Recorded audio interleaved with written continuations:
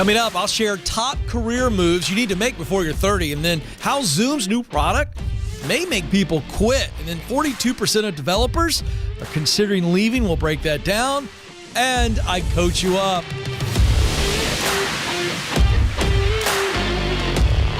Coaching you to have the competitive edge to make more money and make more impact. This is the Ken Coleman Show. I'm Ken. So excited that you are joining us, those of you that are live and those that are watching later and listening later.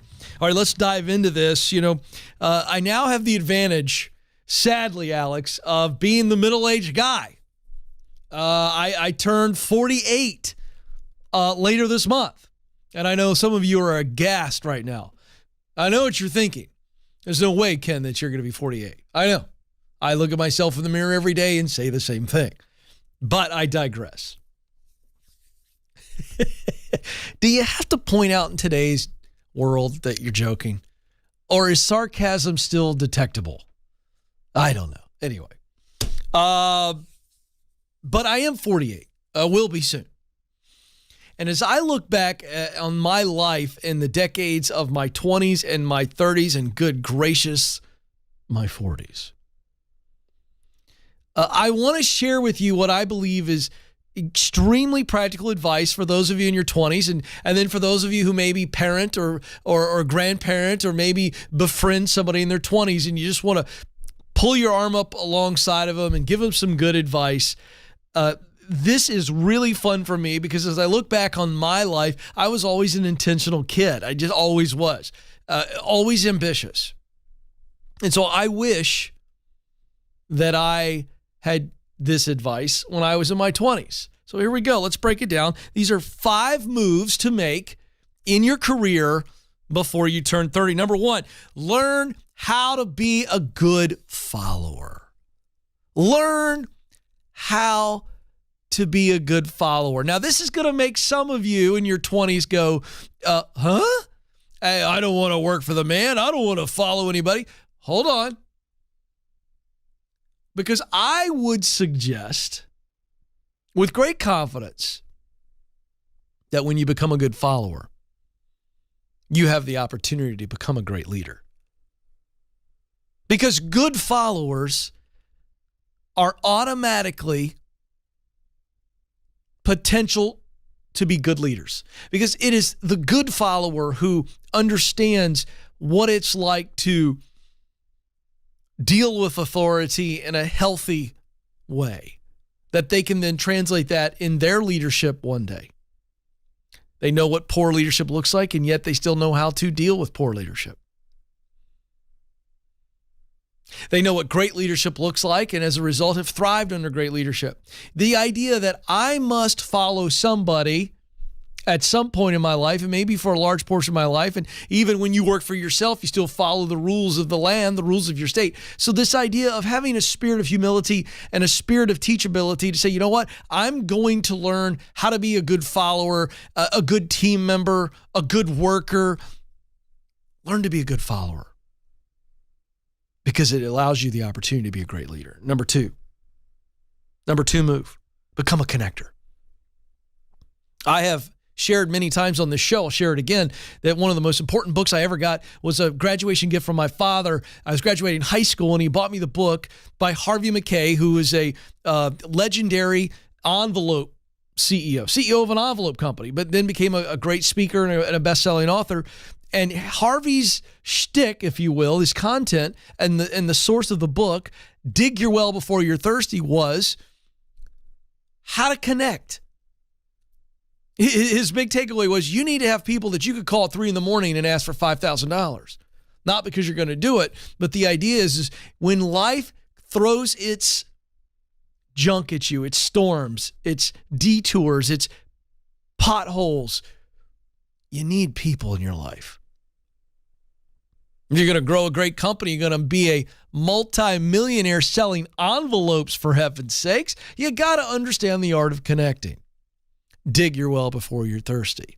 This is the number 2 move. Become a connector for you and for others. Let me explain that back part.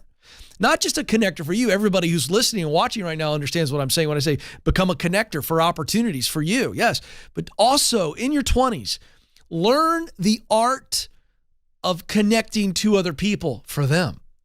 You are essentially the bridge between one person and another. And if you become a connector, not just for you, but for others, woo, it's going to come back to you. The great Zig Ziglar used to talk about this. The law of reciprocity. If you spend your time helping others get what they want, you'll get what you want. That's the idea. Number 3, always be learning. Oh my goodness. If you can get this in your 20s, your 30s and 40s and 50s are going to be multiplying decades. What do I mean here? Become a lifelong learner. Develop habits for always learning. Always be learning. That's the third move. Always be learning. Learners become leaders. There's a pattern here. If you become a good follower, one day you'll potentially be a great leader. And if you are always learning, you will not be able to hold yourself back from opportunities to lead. 4th, discover your sweet spot. I use this analogy because most people get it. A baseball bat, a tennis racket, a golf club. There is a spot on each of those sporting instruments that have been engineered to when it strikes the ball in that spot, maximum performance. Speed, distance, you get the drill. Accuracy. And so we've developed a very simple 3-part strategy for finding your sweet spot. You discover what you do best. That's your talent. You discover work that really lights you up. You look forward to it and you love it when you do it. And then you discover what motivates you. We call that mission. Talent plus passion plus mission equals purpose. You are doing work that you were created to do. You are on purpose. And there's no lid to your potential. That's what I mean by discovering your sweet spot. By the way, if you're new to the program, you can get the Get Clear Career Assessment at kencoleman.com. It's a 20-minute assessment that will spit out your purpose statement and show you what your sweet spot is. And number 5, get a mentor. Get a mentor in your 20s. Get the idea of being around people that are older than you. If you're in your 20s, that mentor could be in their 30s. That mentor could be in their 40s, 50s, 60s, 70s, and beyond. The idea here is early on in life, discover the superpower of the sage. The older man or woman in your life that can give you not just knowledge, but wisdom. They can help you in times of confusion. They can help you in times of great opportunity. Which way do I go? Having a mentor is vital. I'm very clear on this. I believe in this. I have mentors still in my life. That sage in your life, in multiple areas of your life, is a superpower. Let's quickly review the 5 moves you need to make before you turn 30. You make these moves professionally, it is setting you up for tremendous, tremendous propulsion in your 30s and 40s. Number 1, learn how to be a good follower. Number 2, be a good connector. Always be learning. Number 3, number 4, discover your sweet spot. And number 5, get a mentor. Oh, if you do this before you're 30, you're going to be so clear and so confident, and you're going to change your world, your section of the world. This is the Ken Coleman Show.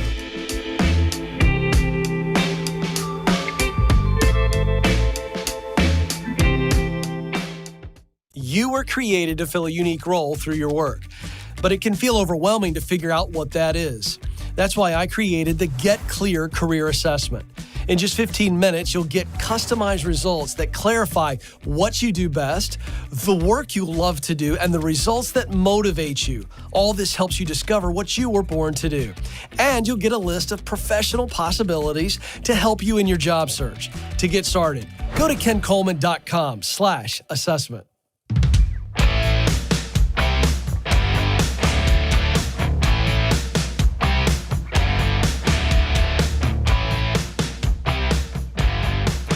Welcome back to the Ken Coleman Show, coaching you up so that you have the competitive edge to make more money and more impact. And listen to me, you are in a competition, and you better wake up to it if you haven't. By the way, in the chat room here on YouTube, I was using the sweet spot analogy of the golf club, and one of our viewers, our live viewers in the chat room, CMC, line of the day. Somebody removed the sweet spot on all of my golf clubs. Whee! Boy, I know that feeling. Sometimes it's from swing to swing. Like a swing off the tee, oh, sweet spot. Swing in the fairway, like you've never picked up a golf club in your life. That's the game. That's the nature of it. Love the comment, CMC. Thanks for tuning in. By the way, if you're watching live, give us a thumbs up. That helps us in the rankings. Let's go. All you got to do, I saw one click as I said it. A little thumbs up button right there below me in the video. Just click it. Everybody watch it. No excuses. Let's go. And then those of you in the chat room who have done it, guilt everybody else into doing it. That way I don't have to. All right. So I talk about ZipRecruiter every day. I'm thrilled with our partnership with it because I want to promote resources that help you. And ZipRecruiter is a free resource. I'm not even suggesting or asking you to buy anything. That's why I love ZipRecruiter. We got an email the other day from one of our listeners, Gabriella. She said, I took Ken's advice. I went to ZipRecruiter last month. I received a call from one of their recruiters within days. I had 2 interviews with well-known companies, and I got the job I wanted. A job that I never thought I could land. This is from her email. It's what I enjoy doing. And the cherry on top, my starting salary is 45% more than my current salary, and I get a generous benefits package. If you want to win like Gabriella did, you need to be engaging with ZipRecruiter. As I said, it is free to you. It doesn't cost you a nickel. Go to ZipRecruiter.com/Ken, ZipRecruiter.com/Ken, and don't rely on just them either. Okay? But you should be engaging with them because they are going to get things moving for you. Still a hot job market. Move today. ZipRecruiter.com/Ken. All right, it's time. We got a couple stories to get to in the news.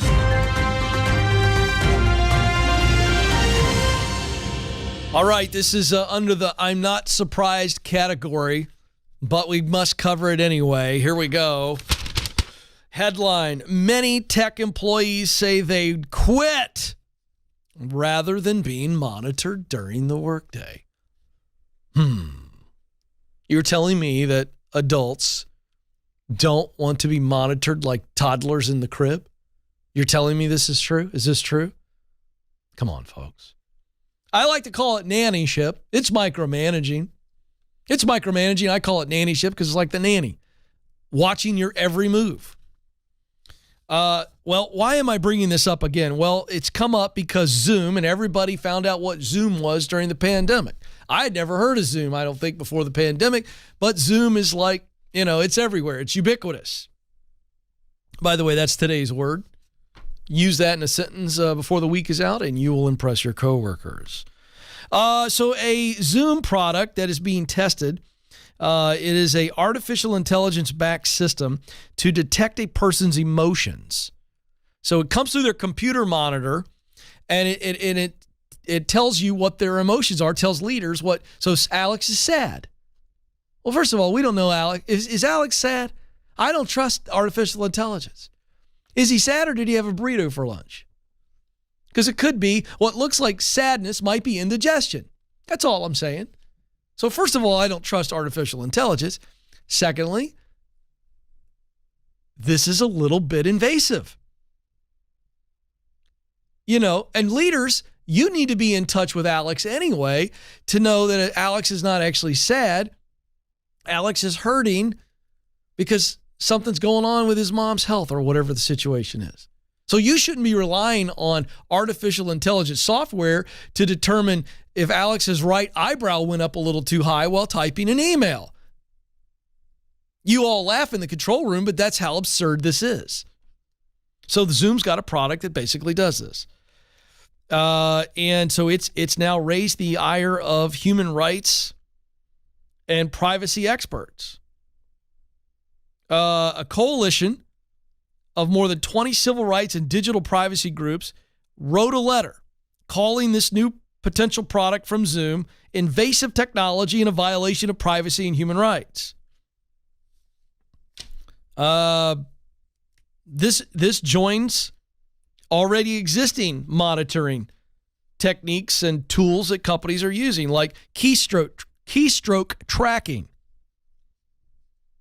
Well, it's a good thing Ramsey Solutions doesn't monitor my keystrokes because I try to avoid typing like the plague. I type like a fourth grader, for anybody that wants to know. Yeah. Joe, I use more than 2 fingers, but it's not much more. The ability for employers to remotely access your computers and take screenshots or even audio or video. Now, I have a company computer here. And so, I can't upload anything or software on it at all without one of our tech guys as an administrator, and they could jump into the computer if they needed to if something was going wrong. And I got no problem with that. I mean, it's their computer, so let's I don't think that's invasive. It's the company computer. They need to be able to get in or whatever. That's fine. But the monitoring through the computer, well, that gets to be too much. And so I wrote this phrase down, Alex, because I thought, well, we need something for leaders here. Because there are leaders that are listening and watching this program. And you ought to be, by the way, because I'm dealing with people who are unhappy or disengaged. They want to leave you or they want to join you. But micromanaging leaders does not increase productivity. It decreases loyalty. Let me say it again because that is a bomb. The reason that leaders micromanage is because you're afraid. And you think micromanaging is going to make things work better. Increased efficiency, increased productivity. I got news for you. Not only does it not deliver that, it actually decreases loyalty. Because when people don't feel like you trust them, they don't trust you. Woo! We could shut the show down after that and mail that out to every leader in America. How much are you micromanaging? Because what you think is increasing productivity is decreasing loyalty. All right. Next article. This is from VentureBeat.com. Report, 42% of developers say they're considering leaving their jobs this year. Now, this is significant, not surprising. When you have almost half of the developers in America, which, by the way, developers make the world go round. This is already going to feed their oversized egos, but it's true. I mean, in the digital technology-laced world we live in, developers, well, they make everything work. They know it. Not only do they know it, they know they can do it from anywhere. So DigitalOcean did some research that yielded this information, and it is a part of a lot of companies more and more daily are saying, look, you got to return to the office. Well, that's pissing off developers because, they know they can work anywhere. And they're going, we've kept this thing going. We've grown it. We've done all these things. I'm coming at it from a developer's point of view right now. And they're going, I literally can do my job from anywhere. And by the way, they're right. And let's also acknowledge, and you developers, you will acknowledge this, most of you are not interested in a lot of people interaction. Not only are you not interested in it, you're not very good at it. And that's okay. So I think leaders got to weigh this. But you got 42% of developers going, look, if you make me come back to the office, I'll quit my job. Now, here's what happens. You start seeing this, musical chairs, and you got a lot of developers uniting, and there's some blog or some website they're all on. This could be a real leadership issue, and I think it's significant. Why are developers saying they'll quit? Obviously, compensation. 27% have already started a new job in the past year, and they went for more money. There's demand for developers. They wanted remote and flexible work environments, and they wanted better benefits. So developers can demand it, and they're getting it. It's very interesting. I think it's a big leadership discussion. Who should be in? Who shouldn't have to come in? It's fascinating. All right, don't move, because we move into the coaching session of the Ken Coleman Show right after this.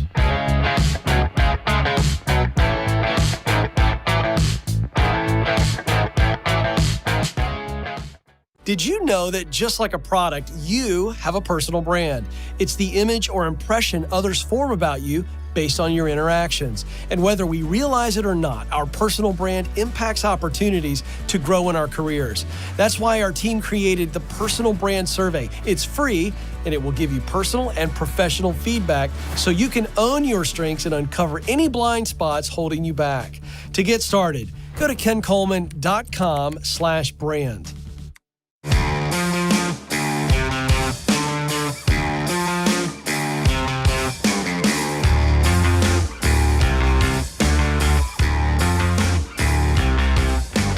Welcome back to the Ken Coleman Show.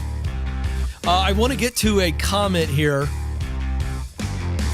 from Duke, one of our live YouTube viewers, as I think he's right, and so I want to give Duke a shout-out.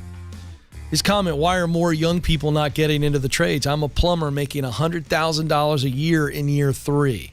I generate $750,000 a year for my company, and someday when I'm licensed on my own, that could go into my pocket. You better believe it, Duke.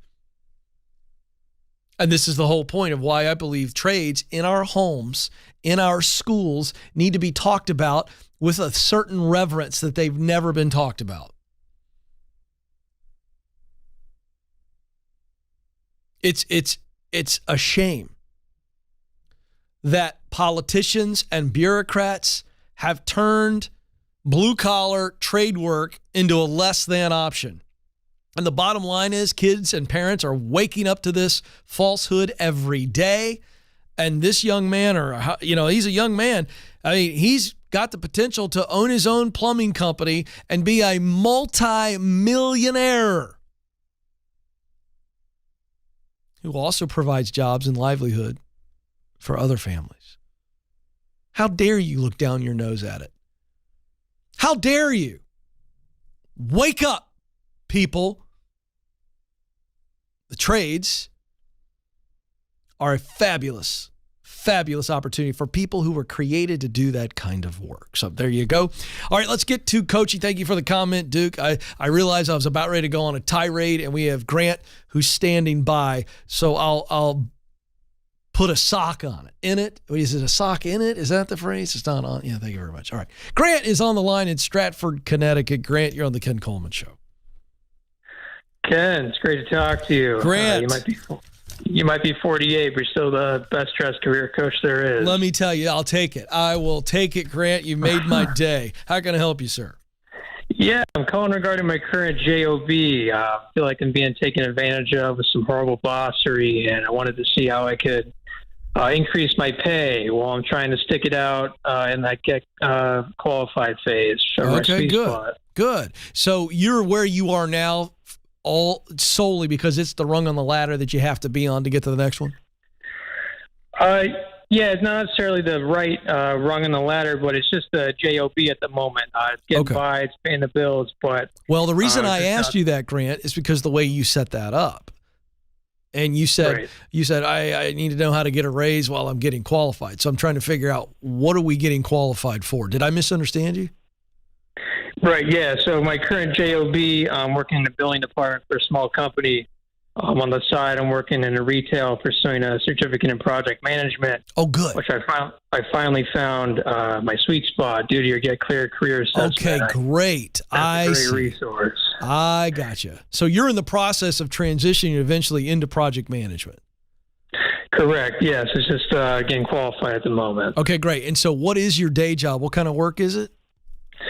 I work in a billing department for a medical equipment company, and dealing with horrible bossery. Yeah, what's going on with the horrible bossery? I love this, by the way. Somebody who's adopted the phrase horrible bossery, which is just a leader who has no idea how to lead. What's going on? What specifically are you dealing with? Right. So I've been at the company for about 10 months. Due to the horrible bossery, there's been pretty high turnover. They've been trying to cut costs. Since I've been there, they tasked me with managing a department that deals with personal emergency response equipment that a previous employee was in charge of. And then about a month ago, they asked me to take on a compliance role, which they usually have another full-time employee take care of that. And then on top of that, a person in the billing department left, and my manager came to me and said, we're going to have you learn his workload as well. And not once through those three moves was there mention of a pay increase at all. Yeah, I'm willing to do the work. Yeah, it's a great JOB at the moment. I feel like it'd be a great transition to project management, learning all these aspects. But okay, so you've yet to have the conversation. You've yet to sit down with the leader and go, "Hey, can we talk about a pay bump? You've asked me to do this, this, and this, and I've said yes. or you've asked me to do it, and I'm willing to roll my sleeves up and do it. But what's that look like financially? Have you had that conversation? No, not from my end about the pay increase. No, but they came to me telling me to take on these responsibilities, and I wasn't going to tell them no, but just, pay was never mentioned. Looking back on it, I'm trying to see if there's any way I can reconcile it. And you sure can. It's called a meeting. It's called a conversation. Okay. You should have brought it up initially. Yes, you're right. You should have. Because here's the deal. Horrible bossery doesn't think about people. Horrible bossery only thinks about progress. And so they came to you and they had a problem, right? Let's just call it a hole in the dam, right? And they're like, all right, we need Grant to stick his finger in this hole and then this hole and this hole. That's what happened. And they're only thinking about the leak in the dam. They're not thinking about Grant. And you didn't make them think about. Now, no, let me stop. They may have thought about you and went, we can't pay him, so we're not going to bring it up. Let's just see how he reacts. That could have been their posture. Or they could have been like, we're not going to bring up pay unless Grant does. Let's just see if we can get him to do it, see if he'll say yes. But by you not saying anything at all, even in the form of a question, like, okay, guys, how long would I be filling in on this role and this other role? And because I'm increasing my work, what is the increase in my compensation? Those would have been the two questions. Right. By the way, you can still ask those questions. You got to go, hey, look, guys, honestly, I'm a people pleaser. And I didn't want to say no. I like the job. I want to be here. And so I said yes, but it's affecting me because I've increased my workload and I haven't increased my income. And I want to be valuable and I want to move up here, but is there, what can we do here? And I think you have to put the ball in their lap. You don't come across angry. You don't come across entitled. You're just concerned and you're communicating effectively and make them respond to you. Now, when you do that, and again, they are horrible. They should have brought it up, but they didn't. But now you got to bring it up, and now we really know what we're dealing with. Because let me just ask you this, put you on the spot. What happens when you bring this up to them and they literally say nothing back to you other than just, we can't do it right now. Sorry, man. What does that mean for you? Let's get real.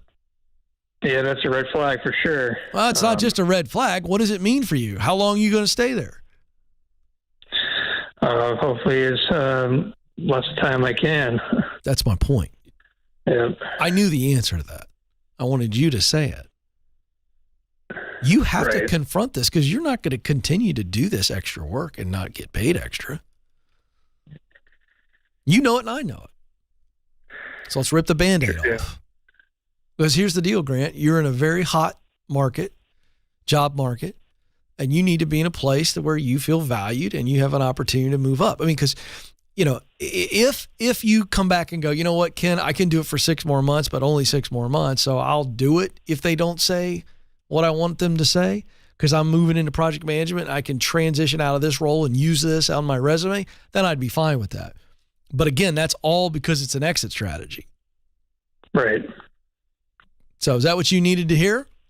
Anything else? Absolutely. No, that's a great point you brought up. I feel like I didn't want to say no at the time. I feel like I'd be, not capable enough, but looking back on it, I see how. And you've done it. To be a people pleaser. Yep. You've filled the gaps, haven't you? I have, yeah. They know it and you know it. You've got leverage, my man. So the key to this whole discussion is humility. Tell them the truth. I said yes because I wanted to be a good team player.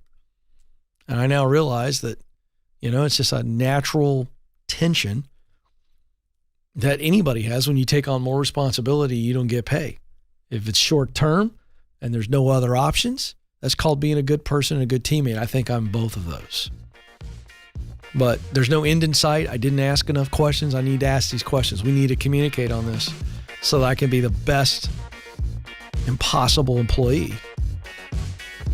This is real. And you're going to find out real quick if they're decent people.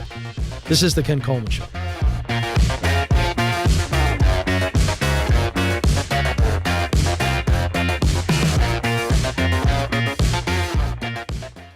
If the thought of attending a networking event makes you break out in hives, you're not alone. And I'll let you in on a secret.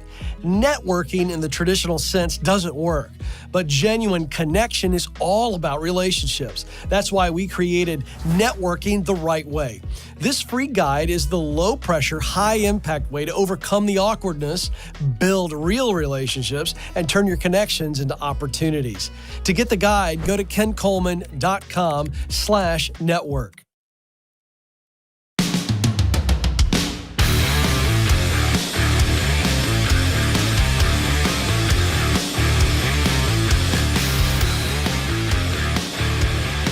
Welcome back to the Ken Coleman Show, where we coach you to have the competitive edge to make more money and make more impact.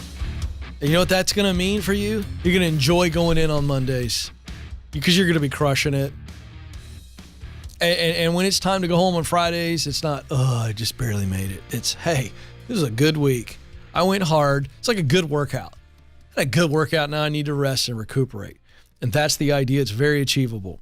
Because I want you to get to the end of your journey and look back and say, you know what, I filled the role that I was created to fill in my professional life and in my personal life. And I can reminisce. It was a good run. I made an impact. It was a good run. I'm reminiscing, not regretting. 844-747-2577 is the phone number. 844-747-2577. We have a fun little treat at the end of the show today. That's all I'll say. Little vacation photos and videos. So there you go. That'll be fun. Melinda's up in Germantown, Maryland. Melinda, you're on the Ken Coleman Show. Hey, Ken. Thanks for taking my call. You bet. Yeah. I'm in the job market because I'm really looking for a work-life balance, what you just mentioned about having time to kind of rest and recharge. I don't have that where I currently am.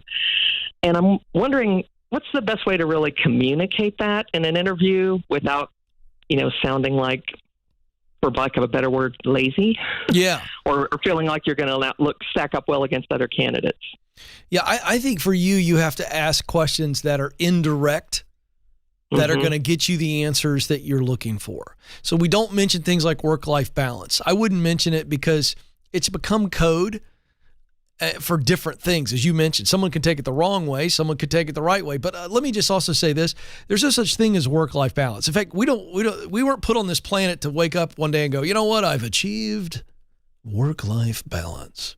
No. No. We were put on this earth to contribute relationally and to contribute professionally. So what do you want work life to be? Well, you listen to the show, you watch the show, you want to spend the majority of your day using your talent, what you do best, to do work you love, passion, to produce results that motivate you every day. That's mission. So that's what you want out of work from a high level. Professionally and personally, you want to have some home life, right? You want to be able to spend time with the people you love. So the questions you ask in the interview are not like, what's work-life balance? Or you don't even go that direction. You just go, hey, what's a typical day and look like? And what's a typical week look like? What's the culture here around, expectations on nights and weekends, on communication? These are real questions that seem very thoughtful. They don't seem lazy. Okay. Mm-hmm. And I think you also have been burned on this. So yes. Let's go back to your past experience that wasn't so good, that ate into your home life or your relationship life. What was going on? Well, I think right now my current company, like a lot, are struggling with staffing and churn. And so those of us that are, experienced existing employees are having to pick up a lot of the slack. So how's that affecting your personal life? Well, I'm working like 60 hours a week for the past 4 months. So exactly. That means you're taking work home with you, or you're not getting home late, or you're getting home later or going in earlier. Mm-hmm. Okay. So for you, you're asking questions like, what's the staffing situation like here? What's the workflow look like? You're getting this manager, you're asking indirect questions that are directly related to you going, is everybody catching plates falling off the wall? Or, right. Or is this an organization that is staffed properly? and run properly. That's the point I'm making. You don't have to mention work-life balance because in some ways that's like a yes or no question that anybody can lie to you on. You know, it's like look at a person going in an interview. I tell leaders, don't ask stupid yes or no questions in interviews like this one. Do you consider yourself a hard worker? Well, who's going to answer that? No. You've not learned anything about that person. Mm-hmm. But if you want to determine a person's work ethic, you go, hey, how do you respond to projects and to tasks that pile up every once in a while and require you to have to do more than you normally do? Like, that's a question. And now we get somebody talking. And so in your interview process, you're just asking those questions that I highlighted moments ago. And you know how to do your own detective work and figure out, is the place you're looking at staffed properly and run properly? That's really the two questions. And you can ask a lot of questions to figure that out. Also talk to people who work there or know people that work there. That's the real answer that you're looking for. So you can do this, Melinda. You got it. This is the Ken Coleman Show.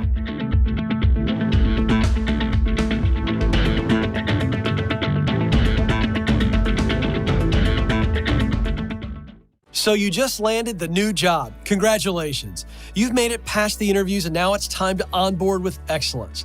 That's why I created How to Stand Out at Your New Job. This free checklist will help you succeed from day one and may even help you get promoted. These practical steps set you up to add value, help your team win, exceed your leaders' expectations, and ultimately set you up for a successful transition. To get started, just go to kencoleman.com/new.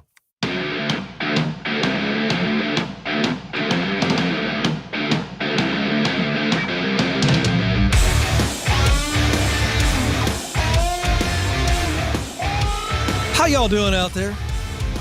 Everybody doing all right? Good. Every once in a while, I like to throw one of those out there. People are listening or watching. Some dude's on his treadmill later, and he's like, wait. Just make sure everybody's paying attention out there. Hey, I'm very excited. We are piloting a program called Ramsey Career Coaching, largely because I want to be able to extend the help and the coaching that we do here on the show out to anybody. You know, some people can't call in. Some people won't call in. Some people need more than what I can give in a 5 or 6 minute call. I get that.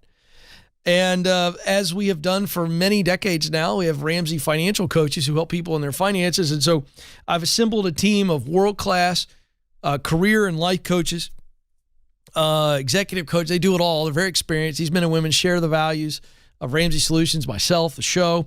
And we have opened this up, and a lot of people kicking the tires. It's not for everybody. A little bit more commitment, but it's investing in you. But boy, does it pay off. And so we've limited the space to 30 participants. They're going. We still have people kicking tires and looking, but we're over halfway there. And so this is a pilot program, and very excited about this. So if you're interested in getting a coach to walk alongside of you for 3, 6 months, 9 months, 12 months, it always pays off. Everybody needs a coach. Go to kencoleman.com/coaching, kencoleman.com/coaching. And a little fun way to end the show today. You don't want to miss it. Nathan and the team we've compiled some vacation videos of me swimming with the dolphins. You won't want to miss this. It is, it's entertaining. I don't know if it's anything more than that. But it is fun, and we'll show you that at the end of the show today. But let's get to Rachel, who joins us in Cleveland, Ohio. Rachel, you're on the Ken Coleman Show. Hi, Ken. Thanks for taking my call. You bet, Rachel. What's up? I went into a situation. I have worked in higher education for almost 40 years. Wow. Doing what? Yeah. I am a data analyst. Okay, great. And anyway, some new leadership came in, and some changes are happening. Okay. And one of the things that's happening is reorganization. I do not agree with the new leadership in what they are planning. And so emotionally, I'm like, I'm done. Yeah. So anyway, the problem is I'm in my early 60s. And I don't think I could find another career given I'm in my early 60s. Whoa, stop. So I feel like I'm going to be stuck. Stop. Why? What evidence do you have? I mean evidence, not your opinion, not your fears. What evidence do you have that someone with your experience And as a data analyst, which, by the way, is about as relevant as a job in today's world as anything that's out there, what evidence do you have that you won't be able to get a job because you're in your early 60s? I guess I don't have any solid evidence. I guess one of the things I was afraid of was that when I do a resume and it says I have my bachelor's degree and I had it in 1982, Nobody cares. To figure out. Nobody cares. Nobody cares where you got your bachelor's degree or when you got it. Okay. Now, if someone is just scanning your resume and they see that you graduated in 1982 and they see somebody else graduated in 1992 or 2002, I'm not saying that ageism doesn't exist. It does. But what I am saying is that nobody really cares about that. Because if they get a narrative and a full picture of Rachel from a real person and a contact that says Rachel's a rock star and she's just getting out of the higher ed space and she's wildly experienced, fantastic lady, well, then they don't care about where you went to school and when you went to school. Okay, because I guess I just thought that they would see a person my age that might not stay with them very long because I'm so close to retirement.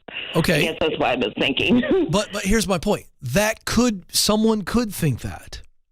Okay. But not someone who is in dire need of a data analyst in today's marketplace. They can't get people. They can't hire fast enough. Am I right? That's correct. Rachel, so you got to go and find companies in the Cleveland, Ohio area or wherever else you want to go in the United States. You're not limited to that unless you choose to be. But if you want to stay in Cleveland, you go, okay, well, look at all the data analyst positions or something that is similar enough that all of my data analyst experience and all of my skill set makes me a natural fit for this. And they're looking for people. And then you go, all right, I'm going to start reaching out to people that I know that know somebody over there in that organization. Because okay, yes, you're in your early 60s, but I want you to reframe this because the reality is you have a lot of experience, 40 years of experience, 40 years of skill, and oh, by the way, 40 years of relationships. Right. Rachel, okay. I don't want you submitting resumes blindly. I want you getting people to submit your resume for you. Work relationships and connections to where somebody goes, are you kidding me? Rachel's ready to go today. I can get somebody who's a veteran in the locker room, who's a great culture person, high character person. I just think you have to reframe what you have going for you. You got to find the person who'd rather have the 60-year-old data analyst instead of the 20-year-old because they're out there too. Okay. You got this? Yes, I was just, since I've been in the field for so long, I just thought, I just remember years ago, it was just like, we had to put the, so if I'm planning on, sending my resume through ZipRecruiter. And I didn't say it was going to be easy and I didn't say it was going to be automatic. Right. Exactly. But I'm saying it is very possible, but you can't rely on the 30-year-old strategy. The 30-year-olds just submit resumes all day and hope somebody calls them. That's not going to work. But I don't recommend that for anybody. So you got this. Hang on the line, Rachel. I want to give you a copy of my #1 best-selling book, The Proximity Principle. Let's also give her a Paycheck to Purpose, which is the full guide. But she can give that to someone else if she'd like. But you got to use the Proximity Principle. It works every time. In fact, I just met before the show today a young gal who joined our team in April, and she listened to the show, Alex.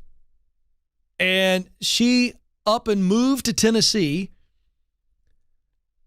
because she had a brother close by and worked the relationships through him and got the job here. She saw me in the hallway. She said, I got to tell you, the proximity principle works. I go, I know. So glad you're here. All right. So a little bit of fun here. This is largely a nod to our YouTube audience, because this is video. We got a picture too. So this is for our YouTube folks that watch, and largely our YouTube crazies that they stalk me on Instagram, and I'm okay with it. So we were in Cabo San Lucas last week with the whole fam.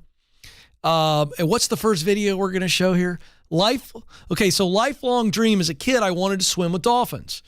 And so my wife and I found a great dolphin experience excursion. And so we did all the things with the family. And then at the end, my wife goes, hey, I got a surprise for you, babe.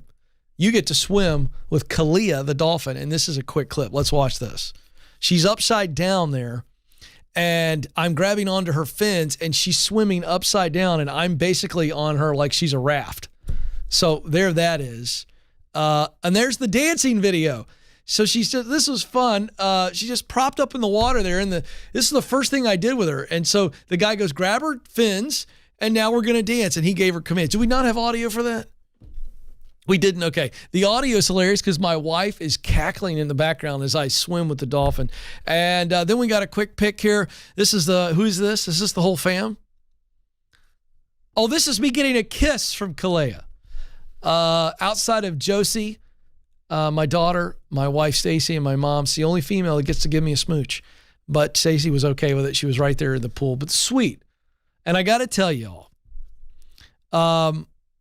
I share this because it had nothing to do with professional dream, but as a kid, I had dreamed about swimming with a dolphin. And when I did, Alex, I got a little choky. I'm not boo-hooing in the pool, but I mean, it was really special. It was very powerful. And I thought it was great fun. And the next book title is, you got that?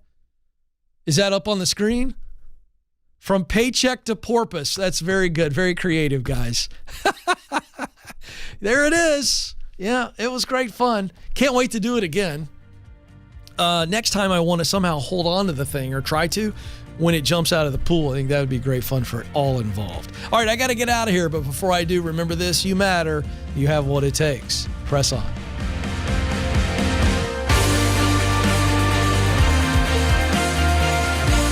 Thanks for listening to The Ken Coleman Show.